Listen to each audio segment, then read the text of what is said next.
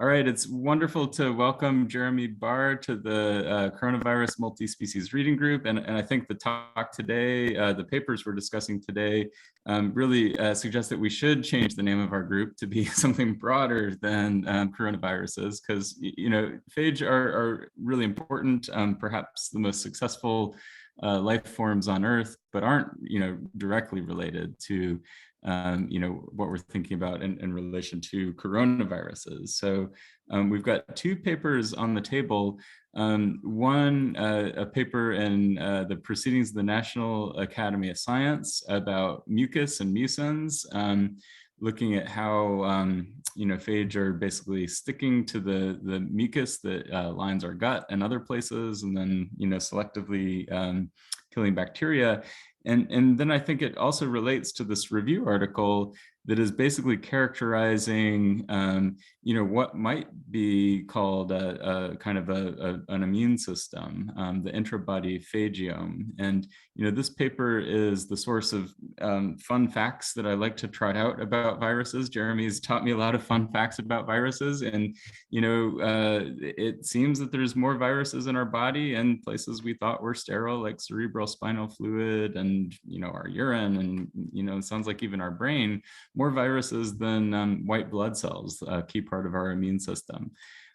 So with that, I'd just love to turn it over to you, Jeremy. And yeah, if you could just kind of give people a sense of, you know, and maybe bring the two papers together. I think, you know, from reading them together, it seems like there might even be some kind of selective incorporation of phage into our bodies. It's not just kind of a passive body and the viral invader, but a more complicated story of, you know, perhaps on a molecular level, a cellular level, the mammal, the human, is kind of picking viruses out from this really dynamic, diverse environment in the gut and bringing them into the body.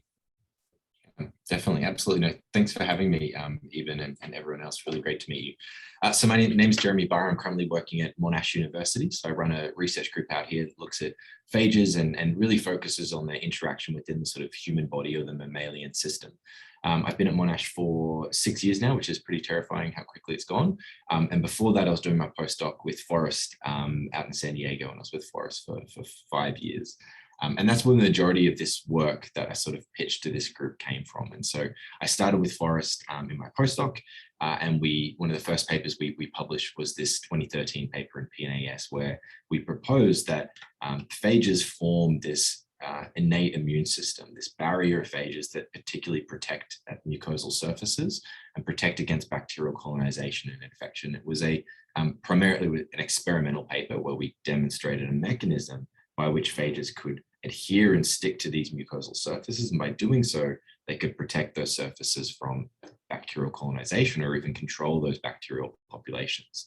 And I think this is really one of the first papers that proposed this direct symbiosis between phages and the sort of mammalian host. You know, a lot of the work previously, obviously, there's a huge amount of work on phage and bacterial symbiosis and interaction, but a lot of, you know, classical biology would tell you the only way a phage can affect a mammalian host is indirectly through the sort of bacterial intermediate. And I think this paper, you know, started to change perceptions. And it's really, you know, grown to a really exciting research field. I think every month there's some new, you know, really exciting data coming out suggesting different ways that phages can manipulate or shape, be that the bacterial or microbial component of the human body, or even directly affecting, you know, the way we think, the processes, inflammation, lots of diverse mechanisms. And the second paper that I proposed and pitched, I actually wrote just as I started my position here at Monash. Got invited to write this review, and I thought it was a good time to sort of summarize, you know, the majority of work that I'd done with Forrest during my postdoc, but also, you know, thinking forward about where I want to go with our new lab here at Monash.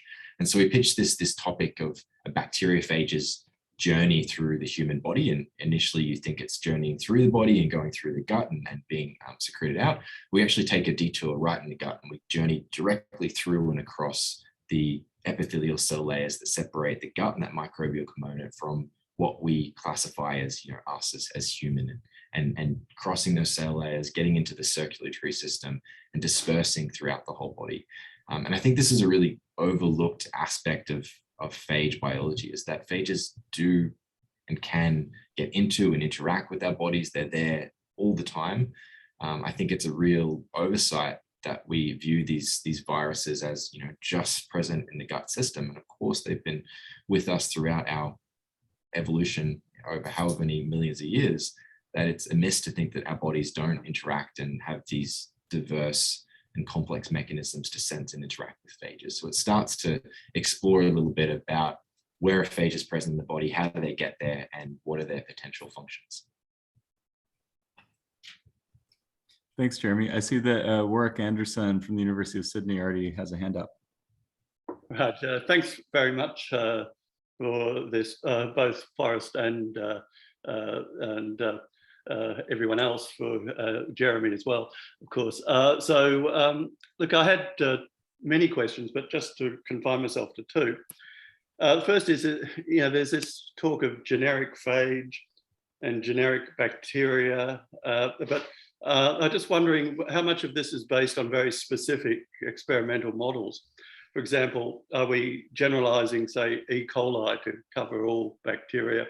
And are there, I don't know, are there species of phage that behave differently? So I'd be interested in knowing how, about the diversity and heterogeneity of these interactions between multiple sorts of bacteria, multiple kinds of phage, and multiple human bodies, I suppose. So that's one thing. The other question is, why doesn't the human immune system mount a defense, resistance against these particular phage incursions? Awesome question, Warwick. Yeah, thanks. So for your first one, it's a really, really important point. And I think in my career, I've always been trained as a sort of experimental biologist using, you know, reductionist approaches to try to understand some of these mechanisms. And particularly our first paper, our 2013 paper, is very much that. You know, we proposed this broad mechanism, and I think really got lucky. We stumbled onto T4 phage that had this mechanism that we were searching for, this mucus adherence phenotype. And we really characterized that phage quite closely. And we published a number of follow-up studies on this specific phage and on this mechanism. It is a broader mechanism. We do know these domains are present on many different types of phages. They're prevalent in the human gut, but, you know, you're right. It's not all phages, and there's many, you know, limitations here. This is not an all-encompassing mechanism, and it's definitely an aspect we need to do is diversify and start looking at different phages that develop or display these sort of phenotypes and properties. And sort of moving on to your second part of that question was, how does this correlate to the broader sort of human virome? What's the diversity? You know, what's known? I'll say, you know, the human virome, or, you know, viruses and phages are the most abundant and diverse organisms on the planet. I'm sure you've heard Forrest talk about that before on many occasions. And in the human gut, that's no different. You know, we know that they're the most understudied, the most diverse aspect of the human gut. And there's a huge variation. You know, we typically see that, you know, the bacterial component of the microbiome can be relatively shared or stable, at least between, you know, people co-housing, but your viruses are completely unique.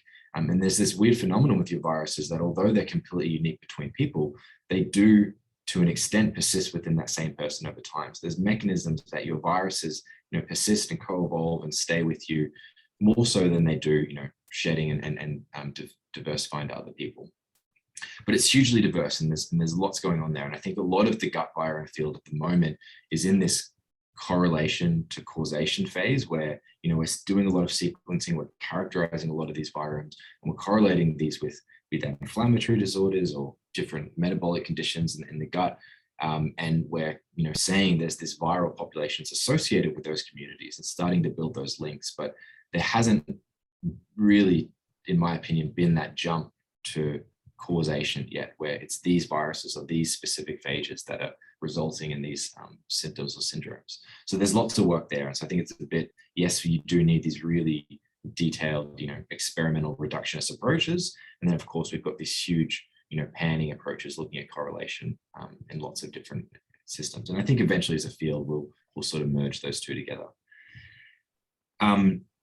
Sorry, I've forgotten your second question was on human immune system. Why the body's immune system doesn't destroy these phage that get into the body, and it seems to be integrated with the body. I mean, there's a sort of other issue there about which I'm particularly interested in, is about how the acquired immune system, classically, maybe it's in dispute now, is supposed to be responsible for determining self-tolerance as well.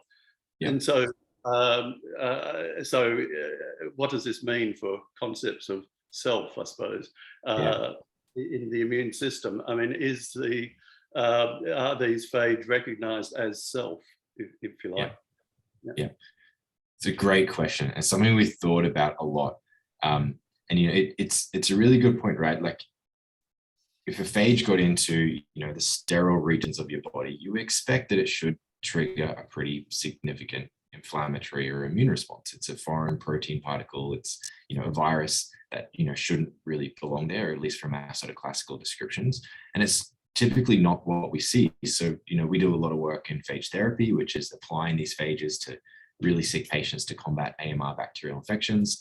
And as long as they're properly produced and they don't have bacterial components and endotoxins, they really don't trigger a severe inflammatory response. In fact, to even trigger an adaptive immune response against these phages, you need successive high doses, weeks to months, to really mount a significant adaptive immune response to a specific phage. So it's a really bizarre question in my perspective.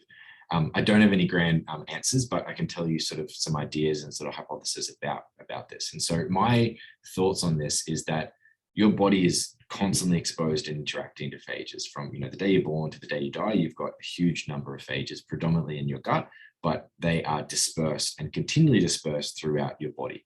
And so I think there's many mechanisms that the mammalian system has evolved and adapted to sensing, interacting, and utilizing these phage communities. And I think there's large tolerization mechanisms where your gut microbiome or a specific viral community in your gut is constantly exposed to your body, and your body is being tolerized and told that this is not a foe, this is not an inflammatory response that you should be attacking against. And that's why broadly we don't see such a large at least adaptive immune and inflammatory immune response to phages. And there are some studies starting to come out, particularly in the sort of IBD or inflammatory bowel space, where they're starting to identify shifts in the virome, which are now associated with an inflammatory response in that gut environment.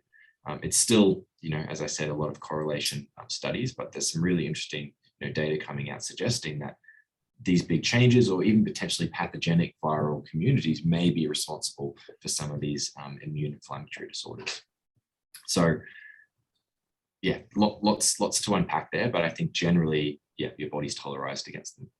Well, on that issue, it raises the question for me, as a historian of immunology, whether there's any evidence that some phage, the phage that apparently is not recognized as non-self, crosses the placenta, whether the fetus.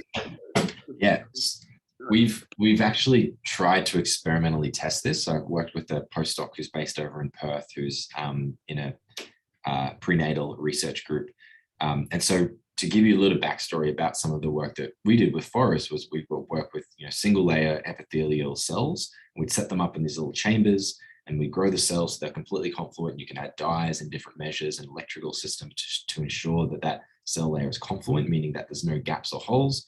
And we would apply phages to either side and look at the active transport, the movement of those phages. And we showed that it happens against almost any phage, any cell line. It's a relatively slow process, but it does happen. And so working with one of these postdocs to try to do this with placenta. So obviously they get access to a lot of placenta through their research.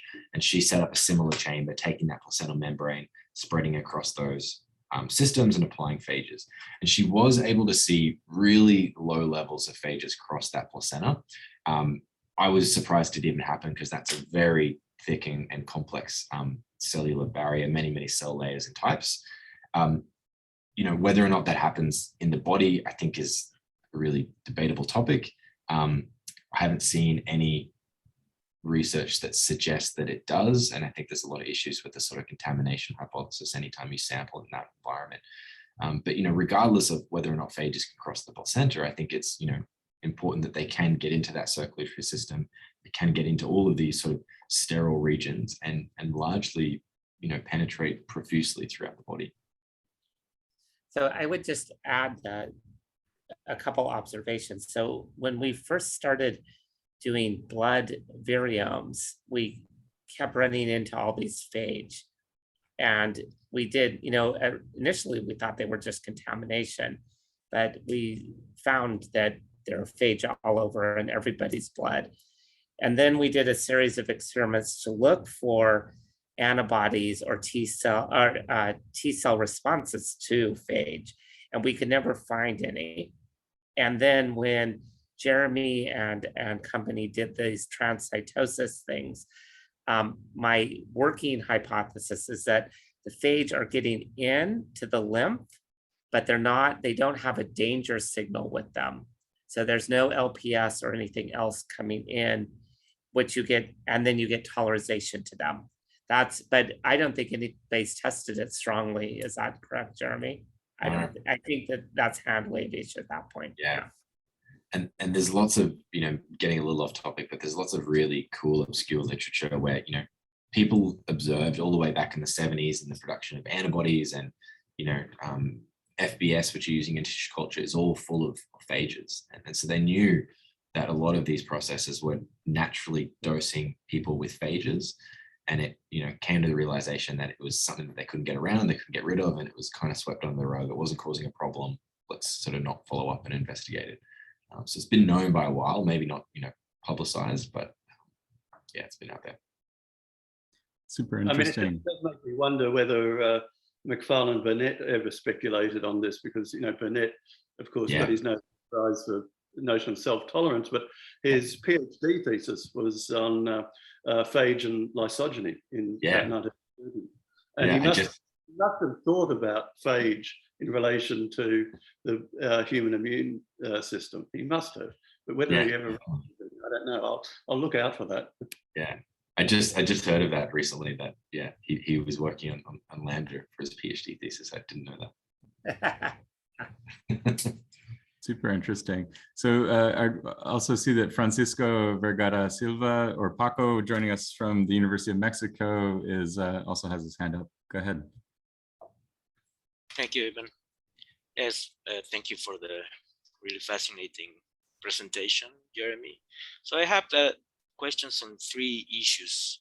One has to do with ontogenetic development. So one interesting relatively recent finding in Evo Devo of animals has been that bacteria sometimes have effect on the morphogenesis, for instance, on guts in ruminants. So I was wondering if phages somehow also interact with some of these bacteria that have these morphogenetic effects. The second has to do with the phylogenetic aspects of the situation with phages in the human body, because you were mentioning some aspects of this interaction. So is it easy to distinguish between something that's specific for phages and the hominin human body, in contrast to something that's ancient in animals or primates or mammals? Is there a way to sort out the antiquity of the relationship? And finally, from the perspective of a phage biologist, do you need concepts like the holobiont and all of these other interesting conceptual proposals of the extended evolutionary synthesis having to do with niche construction and phenotypic plasticity, or do you keep the more classical modern synthesis derived perspective of evolution in order to make sense of all these very interesting phenomena? Thank you. Yeah, great questions, Francisco or Paco. I might start in reverse and start with your third question, and then I'm probably going to ask you to repeat the other 2. And so your third one was on this sort of concept of holobiont. Do we? And I think really taking these 2 different approaches, right? Do we take the whole system and try to understand and make sense of that whole system, or do we break it down to model systems and try to figure out mechanism? My lab and what we do, more so on the model systems, I think that's just how I've been trained. I've always been trained as an experimental biologist and sort of building systems, and I really like understanding mechanism, figuring out how and why things work. But we are actually doing some larger scale analysis of the phages, and particularly working with a large collection of human gut bacterial isolates that are all anaerobes, and sequencing and identifying the prophages, the temperate phages that reside within those bacterial hosts, and looking at their subsequent effect. How do those phages modulate the bacterium? How do they modulate the human metasystem? And so I think you need to do both, and they both kind of come at the question from different angles and different approaches. If we take the model system, the experimentalist, you can find some really cool mechanism and you can find some understanding, but of course you're really specific. You're typically focused on a single phage or a single host. And of course that's not, true or representative of what's happening in the human body.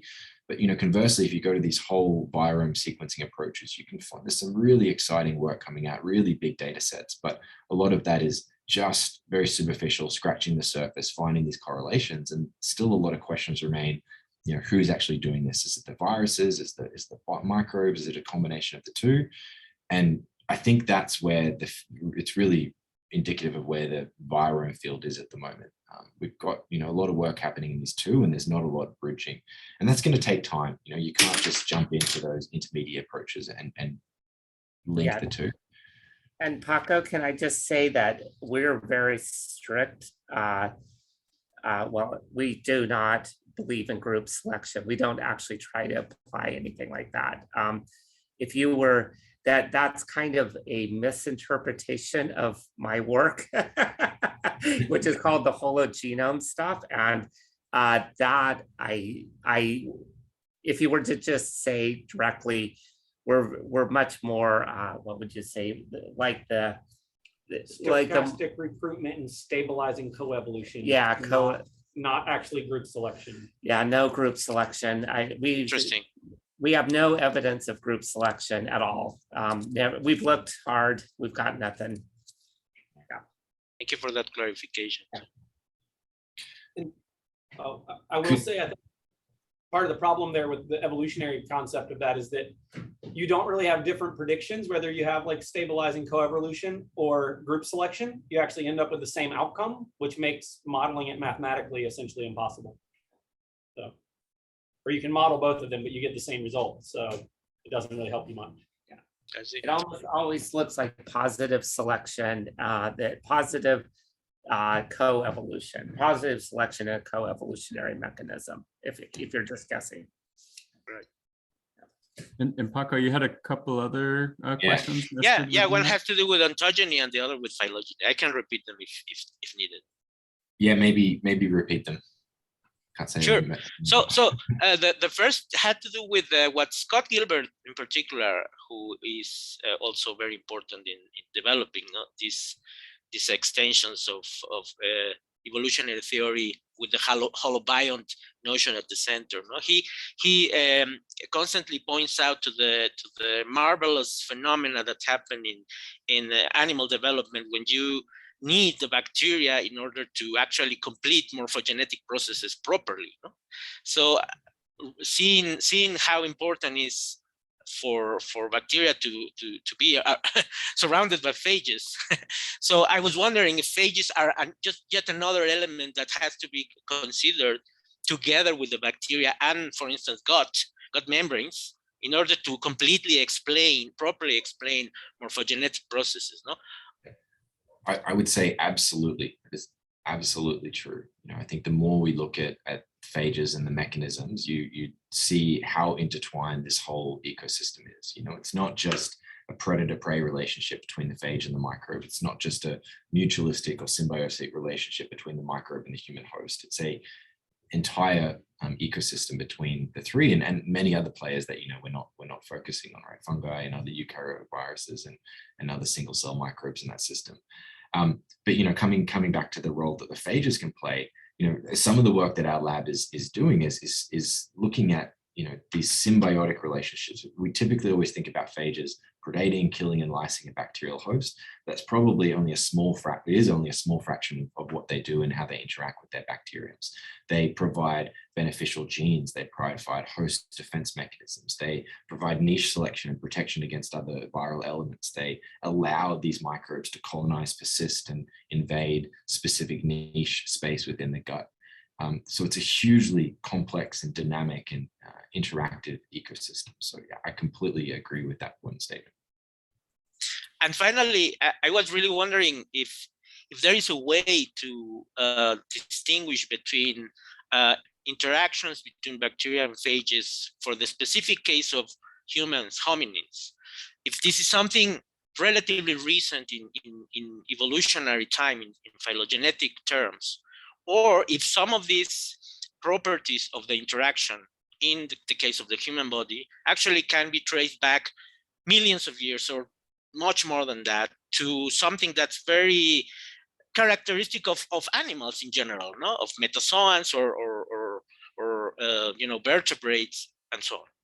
Yeah, great question. Really great question. I'll say there's not a huge amount of research in this space, but I can tell you a few things. So I think it's more so an ancient evolutionary mechanism that's probably evolved from single cell, and that's been adapted and moved through multicellular organisms.